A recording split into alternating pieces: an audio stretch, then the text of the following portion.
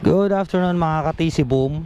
At nandito tayo ngayon sa may Dumanpot, Asinggan, Pangasinan. Dol. At naghihintay sa atin yung ating idol, si Idol Kabagyan, John Paul Flores, na nag-follow sa atin. Nadaanan ko kanina, naghihintay na sa may gilid.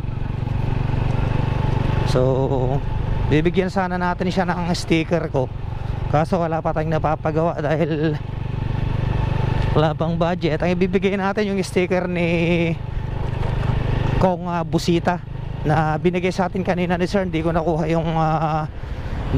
yung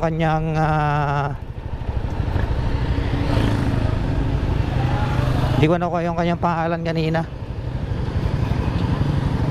Idol, basta, shout out. Kumusta?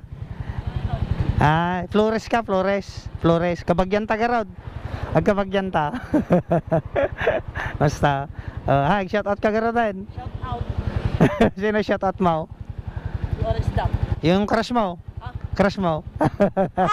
Shout out kay Idol John Paul Flores, Kabagyan. Kang kalata sticker ni ko na Idol. Ako pa kami ni sticker ko. Sticker ni Congressman Colonel Busita, kamamam ni Colonel Busita, yung lumalaban ng senator, yung pinaglalaban niya yung karapatan ng mga motorista, mga riders, ganon. Ito, sabihin mo kay papa mo, iboto niya. Lumalaban niya sa senator. Idol, pawid ang matan. Dadaanan ko sa 7-Eleven yung isang vlogger ng San Quintin, pero pauwi na rin ako. Sige Idol, ingat Kabagyan. Ingat Idol